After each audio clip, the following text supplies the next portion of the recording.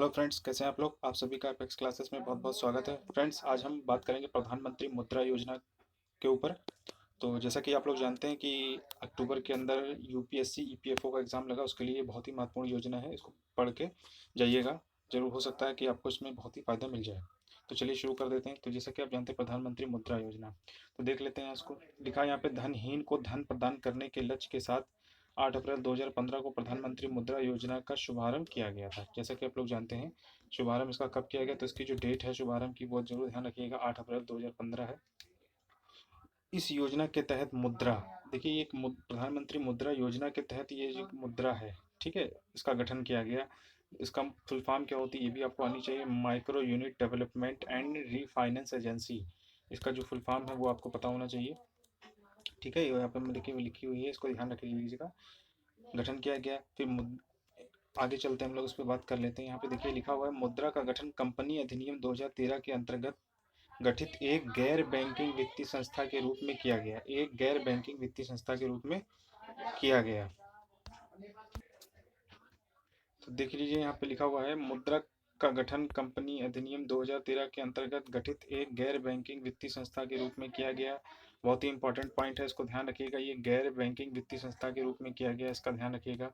आगे चलेंगे, इसका उद्देश्य क्या था, उद्देश्य के ऊपर हम लोग ध्यान रखेंगे क्योंकि क्वेश्चन में पूछा जा सकता है।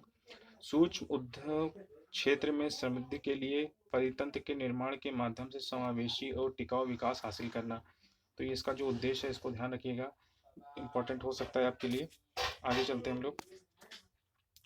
अब इसके जो प्रमुख तथ्य हैं उनके ऊपर हम लोग बात करेंगे। लिखा है, मुद्रा का गठन भारत सरकार द्वारा सिडबी के एक अनुषंगी इकाई के रूप में किया गया। ये भी पूछ सकता है किसके अनुषंगी के रूप में, तो सिडबी, सिडबी का सम जानते होंगे आप लोग, ठीक है। आगे देख लीजिए, यहाँ पे लिखा हुआ मुद्रा, मुद्रा सूक्ष्म उद्योगों के को प्रत्यक्ष ऋण नहीं देगा, बल्कि उन संस्थाओं को वाणिज्यिक, क्षेत्रीय, ग्रामीण, सहकारी बैंक एवं एमएफआई को सूक्ष्म उद्यमों को वित्तीय सहयोग प्रदान करेगा। इसको ध्यान रखिएगा, अच्छा पॉइंट है, ठीक है। इसको एक बात में ध्यान रखिएगा, ये एमएफआई जैसे है, ठीक है, वाणिज्यिक, क्षेत्रीय, ग्रामीण बैंक, इनको ये धन प्राप्ति कराएगा। आगे चलते हैं हम लोग। आगे यहाँ पे देखिए लिखा हुआ है, मुद्रा सूक्ष्म उद्योगों को अधिकतम 10 लाख तक के ऋण हेतु पुनर्वित्त पोषण करता है। सूक्ष्म उद्योगों को अधिकतम 10 लाख रुपए तक की इसकी सीमा है जो उनको ऋण दिया जाएगा। आगे देख लीजिए, यहाँ पे लिखा हुआ है, मुद्रा की अधिकृत पूंजी 750 करोड़ है जो सिडबी द्वारा प्रदत्त है। ये ध्यान रखिएगा आप लोग। इसका पॉइंट एक साथ जितने भी पॉइंट इसमें लिखे हुए हैं सब महत्वपूर्ण है और उन्हें ध्यान भी रखिएगा। आगे जो इसका नेक्स्ट पॉइंट है वो है, इसके 3 श्रेणियों में विभाजित किया गया है। पहला, शिशु उद्योग 50,000 तक के, किशोरी उद्योग 50,000 से 5 लाख तक के, तरुण उद्योग 5 लाख से 10 लाख तक।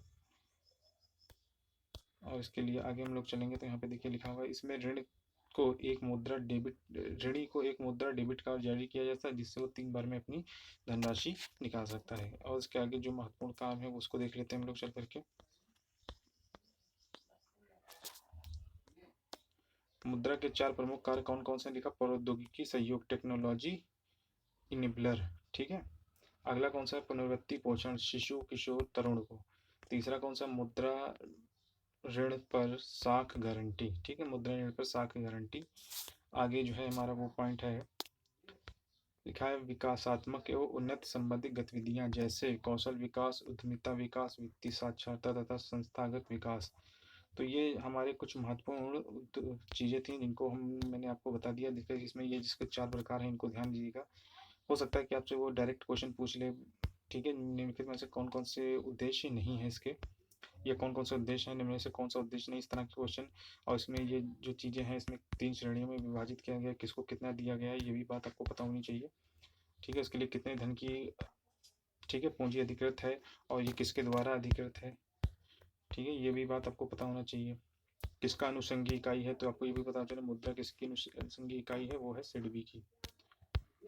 आगे इसका उद्देश्य जो है उसके बारे में भी आपको थोड़ी बहुत चीज़ें पता होनी चाहिए, और किस कंपनी अधिनियम गैर बैंकिंग वित्तीय संस्था के रूप में किया गया, ठीक है। तो ये सब चीज़ें जो थी महत्वपूर्ण थी, तो मुझे लगा कि आप लोगों को बताना चाहिए। मिलते हैं अगली वीडियो के साथ, तब तक के लिए धन्यवाद।